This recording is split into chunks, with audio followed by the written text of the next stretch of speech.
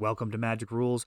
I'm ELD with my top 5 most violent rules interactions. We're talking about gameplay that results in people rage quitting games, dropping out of tournaments. In the case of number 1, actually quitting Magic altogether, starting out with number 5.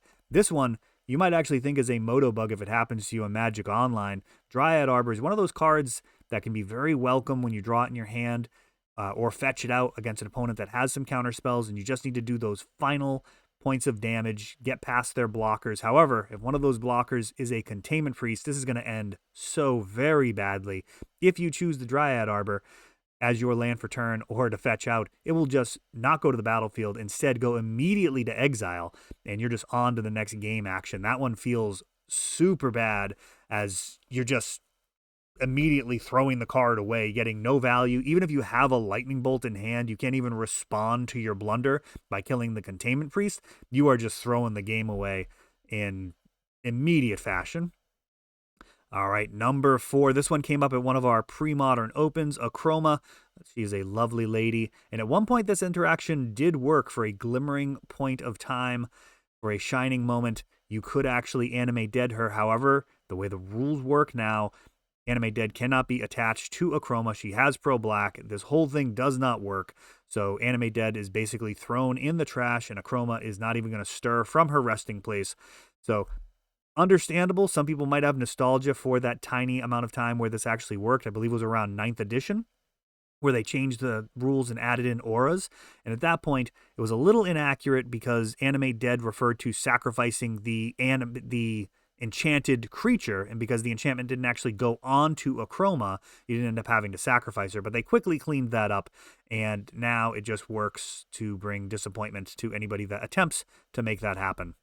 Number 3. This one actually comes up a fair amount. It is very disappointing when you face down a Magus of the Moon and you think you have an answer in the form of Humility or Dress Down, something that would actually remove the abilities, and instead you find out how lairs work. In layer 4, Magus changes the type of all the non-basic lands, and then later on in layer 6, Magus loses that ability. So he is actually a 1/1 with no abilities. However, mountains are still abundant, as the original layer in layer 4 stands. It doesn't get retroactively removed. That's just how lairs work, and it just generally extremely disappointing.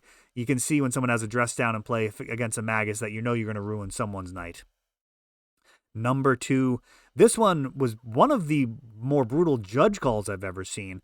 And Stifle is incredibly versatile, great at countering activated and triggered abilities of all sorts. However, it was at a convention, little side Magic tournament for some decent prizes in the top 4.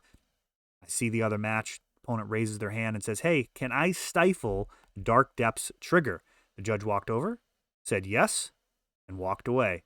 And the opponent then played the stifle on the Dark Depths trigger, and the judge came back immediately to explain that it is a state trigger, so it'll just trigger again, which probably should have been said before walking away. I think that's, as a judge, your opponent, your players that you're helping should understand the rules better because of having called you. I understand sometimes it can be difficult to not coach, but they should understand how the rules interactions work. Dark Depths will just keep triggering infinitely. So yeah, if you have 20 cards in hand and you want to use one of them just to stifle to get underneath your, say, ensnaring bridge situation, yeah, you could just throw the card in the trash, but it's not actually going to help you stop a Dark Depths from turning into a 2020 Merit Lage. And number 1, I still think about this one. This is one of my favorite Magic cards, Misdirection. Absolutely love it. I mean, what's better than misdirecting a Fire Blast at a Jackal Pup, maybe throwing a Hymn to Torok back at an opponent? And that's why this one feels so bad, is because misdirecting him is amazing. Misdirecting Duress pretty much loses the game immediately. This can only target an opponent, so while you can use Misdirection to target it, the only restriction is that it's a spell with a single target, you cannot change any target. There's only one opponent in a 2-player game, so you basically throw your Misdirection and your blue card totally away in order to try and protect a card, which will just be stripped away by the Duress anyways. Literally saw somebody just get up and leave from a Magic tournament from this and never return, as it was just a devastating loss in the top 8. And that was a wrap for them. Let me know if you have any other violent rules interactions, things that you've seen through your years traveling the multiverse, and I'd love to cover them here. Thanks for watching.